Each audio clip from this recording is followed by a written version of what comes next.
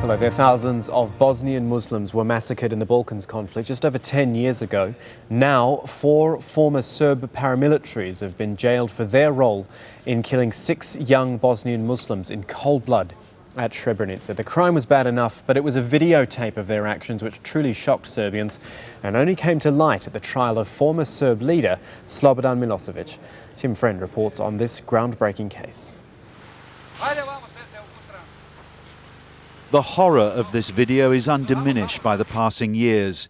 It was filmed by one of the Serb paramilitaries, believing it would never become public. In a few minutes, these 6 young Bosnian Muslim men will be dead. But first, they are taunted about their virginity. Until this moment, many in Serbia believed that any war crimes their side had committed had been carried out in battle. These pictures prove otherwise. The men are shot in the back, first terrified by shots over their heads. The judge said the leader of the paramilitary unit, called the Scorpions, had tried to make it look as though they had been killed in conflict.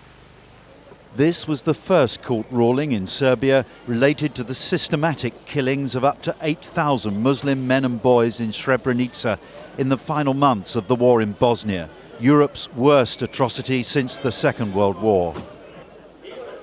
At court on Tuesday, relatives were still angry. 4 defendants were sentenced to between 5 and 20 years in jail. I am not satisfied with the verdict, and I will never be satisfied. They brought the army to kill children. Serbia should be ashamed of what they did in Bosnia, of how many people they killed, not only these 6. Ratko Mladic and, of course, Radovan Karadzic, the political commander of the Bosnian Serbs during the war, did play roles of ultimate responsibility. So while small people perhaps can be, well, I don't want to say sacrificed, I mean, the court has found them guilty, but these were small people. I think it's time that some of the bigger people should take responsibility. The tape came to light when it was played at the International War Crimes Tribunal in The Hague in June 2005 at the trial of the late Yugoslav leader Slobodan Milosevic. Tim Friend, Al Jazeera. Well, as Tim reported there, the video of the killings has evoked horror and outrage among Serbs. And as the editor of Politika, Ljiljana Smelović, explains, the footage has also finally convinced those who were in denial about wartime atrocities committed by Serb forces. I would compare the effect of this tape to the effect of those photographs from Abu Ghraib, which caused such shock in America, not perhaps because the Iraqis were being victimized, but because it showed the smiling, almost silly, sappy faces of American captors who were totally unaware that they were doing something immoral, that did not understand that what they were doing was awful in humiliating and torturing the prisoners in Abu Ghraib. And there's a similar thing here in Serbia. People were shocked, yes, to see these Muslim youths executed, but they were also shocked to see the Serbs act in a way that no Serb likes to think other Serbs act. The callous way, the way they deny water to these young men, the way they crack jokes about how their camera battery is going to expire. That was the most shocking thing about this video, and this is why this specific tape, these specific murderers have perhaps changed the attitude in Serbia to Srebrenica in a way that no other evidence before this ever had. To Somalia now, where Al Jazeera has gained exclusive access to the aftermath of recent heavy fighting in the capital, Mogadishu. Refugees have told of watching in horror as civilians were mutilated and murdered, some while they were trying to get medical help. It's impossible to get an accurate figure on the casualties, but human rights groups on the ground say hundreds are dead, hundreds more are wounded. The UNHCR estimates that more than 124,000 Somalis have fled Mogadishu since February. 74,000 of those have escaped the capital within just the last 2 weeks. In this exclusive report, Mike Hanna travelled to the town of El-Bur, 200 kilometres north of Mogadishu, where 10,000 refugees are now based.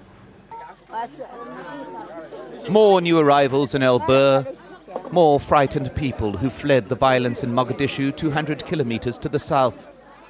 There are over 60 passengers aboard this truck, most of them children, and it's taken 4 days to get here on the rough roads.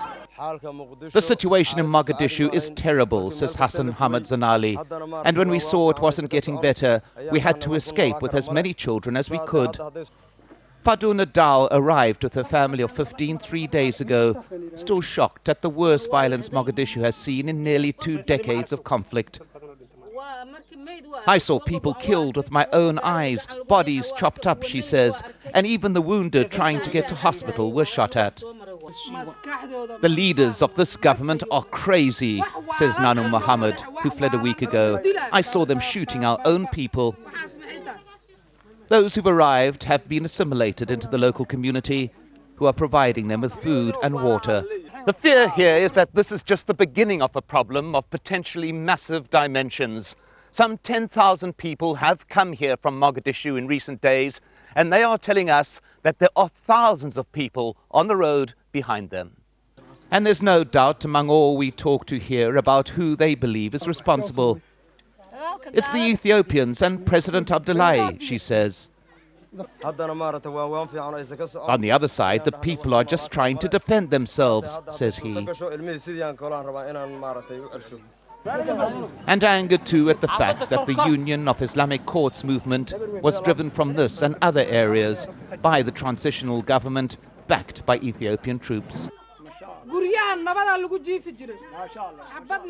When the Islamic courts were here, everything was good and stable, says Namun Muhammad. There was no killing. Now the killing has started again. For the moment, there is peace in this town and has been for a while. But the intensity of violence in Mogadishu, ample evidence that peace anywhere in this country cannot be guaranteed. Mike Hanna, Al-Jazeera, El Bur, Somalia. Well, earlier I spoke to Catherine Wabel from the United Nations Refugee Agency for Somalia.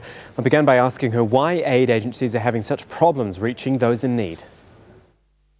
Well, right now a lot depends on the security situation in Mogadishu and around the city. It is extremely difficult to reach the people who are in need, who are in the surrounding provinces of the Somali capital, because the security situation is very difficult. So right now UNHCR as well as other humanitarian agencies are working day and night to reach these people. But the problem is that we cannot airlift supplies directly to Mogadishu because it's not possible to send the plane there. So we have to send supplies to other parts of Somalia and then to take them by the road to these people. And once again, unhappily, it takes a lot of time because it's very difficult. Are you hopeful then that the supplies that you speak of will actually make it through in time for these people? We are hoping to send supplies in the coming days, and we hope that we are going to be able to take them by the road to give a distribution of relief to these people, yes. What exactly do the people need? I mean, is the situation so bad that it's just basically down to food and water that they need? What type of specifics are we talking? The first need that all these people have is for water, because there are not a lot of water holes right now around Mogadishu, and most of them, when they work, they are privately run. So it means you have to queue for hours, and then all the people, they have to pay money for this water. So this means that many people, they cannot afford this water, so they drink water directly from the rivers. And of course, this water is contaminated, which makes that some people are already suffering from diarrhea, some children have already died, and we have fears that there might be an outbreak of cholera. Then of course these people need food because once again the prices have soared over the past few weeks. And also people need shelters. All the people of UNHCR who are on the field right now say that the families are very engaged because most of them are by the road and they are afraid that in April it's going to be rainy and during the night it's already cold and they are very afraid of course for their children. That was Catherine Wabel there from the United Nations Refugee Agency. Meanwhile, neighbouring Eritrea is being accused of fighting a proxy war in Somalia by backing the Islamic Courts movement. Washington also accuses the Eritrean government of helping hardline groups aligned to Al-Qaeda. When speaking to Al Jazeera, Eritrea's Minister of Information vehemently denied the accusations.